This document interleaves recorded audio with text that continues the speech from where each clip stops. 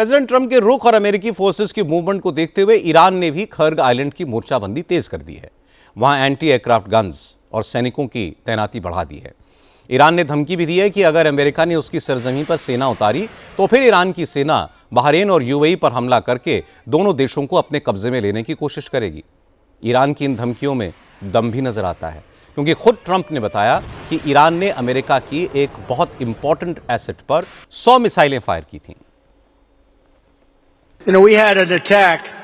100 missiles were shot by Iran at a very important thing that we had. I won't tell you what it was for certain reasons. 100 missiles going 2,000 miles an hour were coming at this element of importance, tremendous power and importance. And of the 100 missiles coming at us, 100 missiles were immediately shot down, shot out of the air, fall into the sea. Think of it. Not one missile got through. That was the Patriot system. It's great. Donald Trump कह रहे थे कि Iran ने America की बहुत अहम और महंगी चीज पर 100 मिसाइलें दागी थीं। हालांकि अमेरिकी सेना ने ईरान की सारी मिसाइलें मार गिराईं। ट्रंप ने दावा किया कि वो सिक्योरिटी वजहों से यह नहीं बता सकते कि ईरान ने किस अमेरिकी एसेट पर यह मिसाइलें दागी थीं, लेकिन वो अमेरिका के लिए बहुत इंपॉर्टेंट था। माना जा रहा है कि ईरान ने अरब सागर में अमेरिका के एयरक्राफ्ट कैरियर इब्राहिम लिंकन पर मिसाइल अटैक किया था, जिसके बाद अमेरिकी एयरक्राफ्ट कैरियर ईरान की मिसाइल की रेंज से दूर चला गया। ईरान ने आज भी अपनी फायर पावर दिखाई। इजराइल और अरब देशों पर जबरदस्त हमले किए। कुवैत, सऊदी अरब, बहरीन और यूएई में अमेरिकी ठिकानों को निशाना बनाया। यूएई ने बताया कि ईरान ने आज उस पर 15 मिसाइलें और 11 ड्रोन्स दागे थे। सबको इंटरसेप्ट कर लिया गया।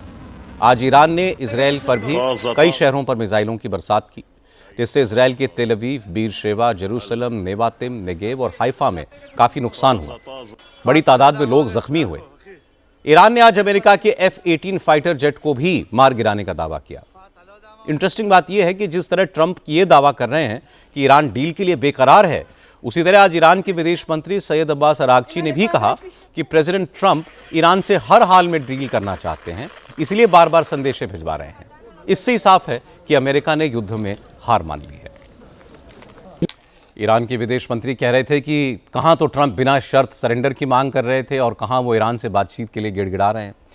जाहिर है अमेरिका और ईरान में कोई सीधी बातचीत नहीं हो रही है। कुछ देशों ने अमेरिका का संदेश उन तक पहुंचाया है और जवाब में ईरान ने भी अपनी शर्तें अमेरिका को बता दी हैं। अरागची ने कहा कि जिस तरह ट्रंप डील कर रहे हैं, उसी से पता चल जाता है कि अमेरिका ने अपनी हार स्वीकार कर ली है। प्रेसिडेंट ट्रंप के बयान और ईरान के नेताओं का रिएक्शन देखकर यह तो बिल्कुल क्लियर है कि दोनों तरफ से पोस्चरिंग ही हो रही है। ट्रंप दावे कुछ भी करें, परेशान वो भी हैं, क्योंकि इस जंग के कारण अमेरिका में पेट्रोल डीजल के दाम बढ़े हैं, महंगाई बढ़ी है, अमेरिकी लोग ट्रंप से नाराज हो रहे हैं।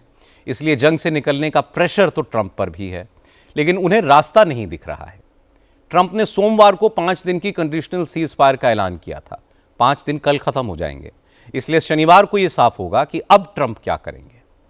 अगर जंग खींची, अमेरिका ने मरीन्स को ईरान में उतारा, तो हालात और बिगड़ेंगे। और अगर जंग खत्म होती है तो भी इससे एनर्जी इंफ्रास्ट्रक्चर को, क्रूड और गैस की सप्लाई को जो नुकसान पहुंचा है, उसका असर लंबे वक्त तक रहेगा। इसलिए प्रधानमंत्री नरेंद्र मोदी ने कहा कि इस जंग से पैदा हुई चुनौतियों का मुकाबला करने के लिए सबको तैयार रहना चाहिए। आइए अब चलते हैं सियासत के मैदान में।